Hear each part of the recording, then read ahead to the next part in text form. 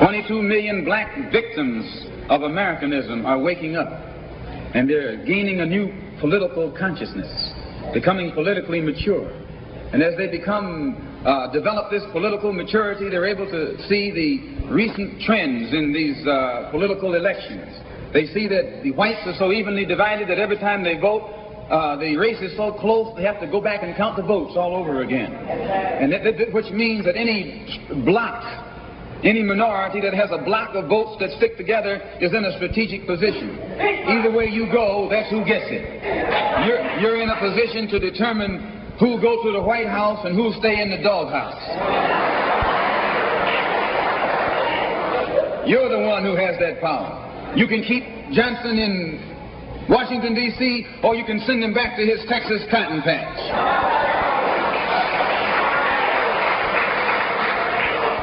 You're the one who sent Kennedy to Washington. You're the one who put the present Democratic administration in Washington, D.C. The whites were evenly divided.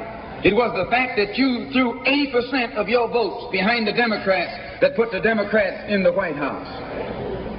When you see this, you can see that the Negro vote is the key factor. And despite the fact that you are in a position to be the determining factor, what do you get out of it? The Democrats have been in Washington, D.C. only because of the Negro vote. They've been down there 4 years. And all other legislation they wanted to bring up, they brought it up and gotten it out of the way, and now they bring up you. And now they bring up you. You put them first and they put you last. Because you're a chump.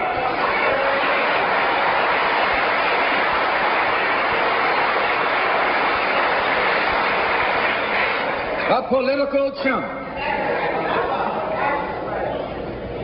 In Washington, D.C., in the House of Representatives, there are 257 who are Democrats.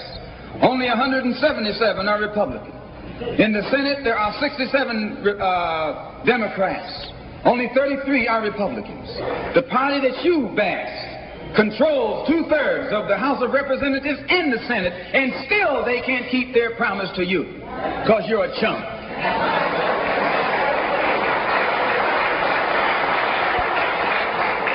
Anytime you throw your weight behind a political party that controls 2/3 of the government, and that party can't keep the promise that it made to you during election time, and you're dumb enough to walk around continuing to identify yourself with that party, you're not only a chump, but you're a traitor to your race.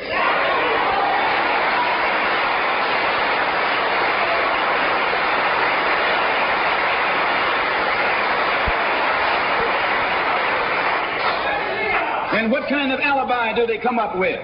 They try and pass the buck to the Dixiecrats. Now, back during the days when you were blind, deaf, and dumb, ignorant, politically immature, naturally you went along with that.